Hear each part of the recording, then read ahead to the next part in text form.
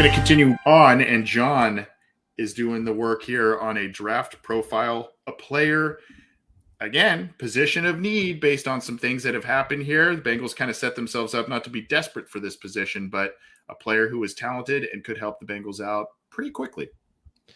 There's one thing I know about the Bengals. They don't like to hide anything, right? What you see is what you get.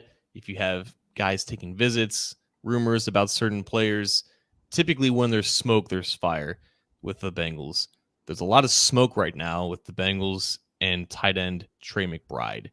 Trey McBride's pro day for Colorado State was today, as of this recording on Wednesday. Tight end coach James Casey worked him out at the pro day. And at that pro day, he ran a 4.54 40-yard dash. So unlike Kyle Hamilton, no questions about his speed. 6'4", just under 250 pounds. I think he was tested very average in terms of explosion at the combine. But the 40 was like the last question mark for him. And he passed that with flying colors because everything else about McBride is phenomenal. As like a true junior, he was the focal point of Colorado State's offense, and that is really important in terms of projecting success for not just tight ends, but receivers and running backs as well. If you want to look at market share data, like he produced in the 98th percentile in terms of tight end market share. Like that is up there with the other elite tight ends that have been in the NFL in the past 30 or 40 years or whatever. And he did it at just 21 years old against, decent competition at the very least in Colorado State. I think they play in the Mountain West. So the production question marks, non-existent. The athleticism question marks, non-existent. Like you need tight ends nowadays to run like just big wide receivers. You need guys who can stretch the field down the middle. And I think that is what the biggest strength of McBride's game is. He's not necessarily a guy who's like Darren Waller, who you can line him out wide. I think he has most of his experience as an inline tight end, as that wide tight end attached to the end of the formation. But there's not really a route that he didn't really run at Colorado State because, again, if 40% of your passing offense is going to this tight end, he better be able to win in multiple areas. And he won in the short game, he won in the intermediate game, and most importantly, he won in the vertical game. And he just carried those linebackers down the seams, and he was able to make great contested catches and has great body control at the point of attack, or at the catch point, if you will. So the athleticism questions, or the athleticism ability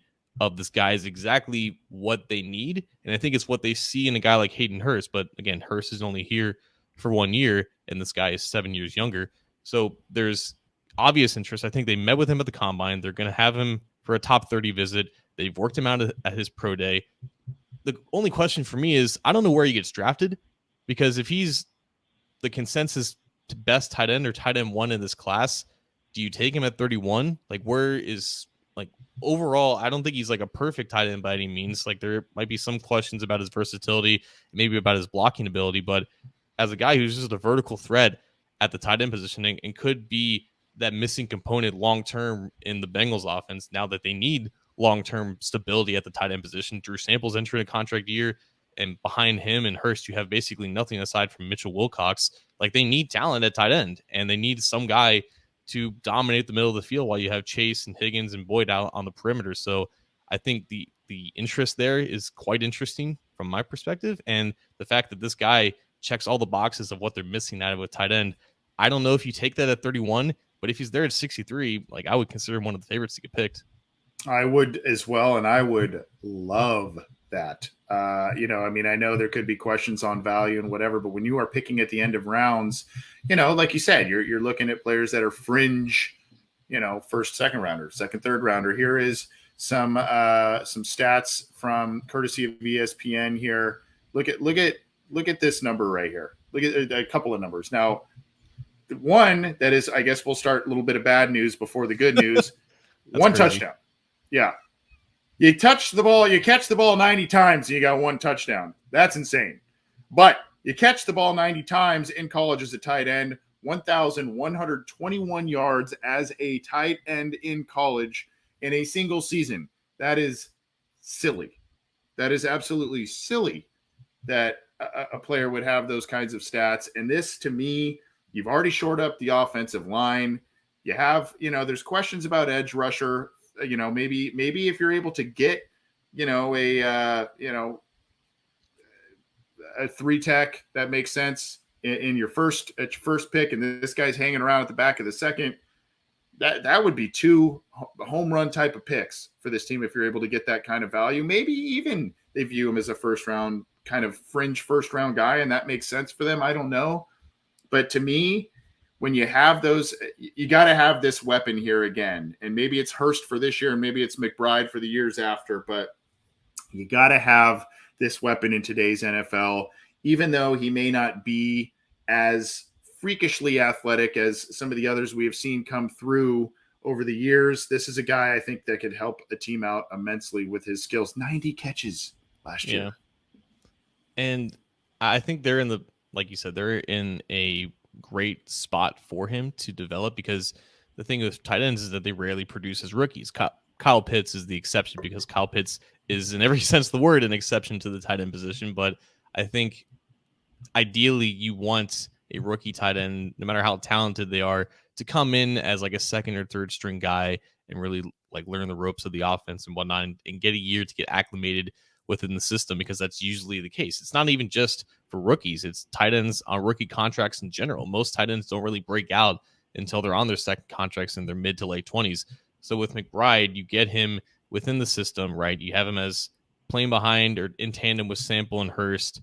You get a year out of both Sample and Hurst, and then you have McBride kind of take over. I think that is the ideal scenario here. Also, I don't know where you lie with this, but in terms of just overall draft philosophy with tight ends, it seems like the sweet spot is between like the third and fifth round, and that's where you kind of maximize the value of that position. Like if you're picking a tight end in the first round, like it better be like a Gronkowski, because so many times you're seeing like Travis Kelce, Darren Waller's another example. He was like a 6th round pick. A ton of other examples that I can't think of off the top of my head, but a lot of the great tight ends, they're not necessarily always picked in the first couple of rounds. And if you're going against the grain on that, it's like almost picking like a running back that high. It better be kind of worth it in that sense, because if you're not maximizing that value, then you're sacrificing not picking another position that you kind of need. So with McBride, it comes down to, is he worth that late second round pick if you're not picking like a defensive tackle or a cornerback in that spot? Again, I think the Bengals have shown more than a willingness to surround Joe Burrow with all kinds of different talent, a lot of different weapons.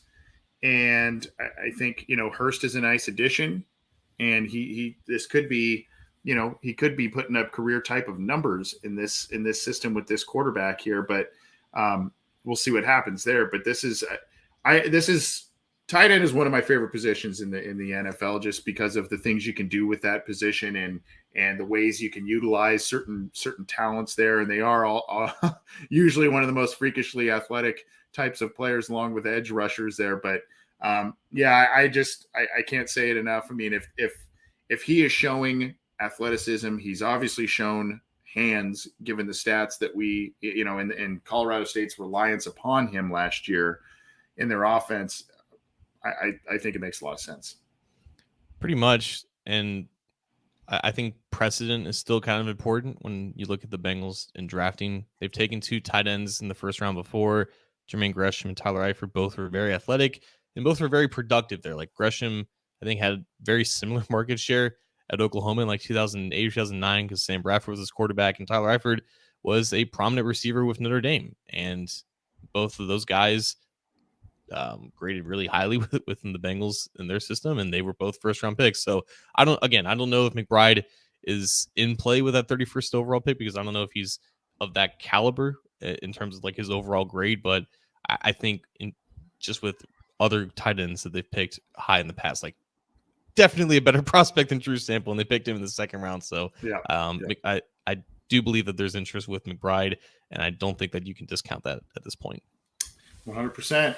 Thanks for the profile there, Trey McBride, Colorado State, a guy that could be on the Bengals' high list of priorities coming up here at the almost a month away. Well, a little under a month away. I can't even believe how fast that's gone. But Bengals will be set to draft here in just a handful of weeks.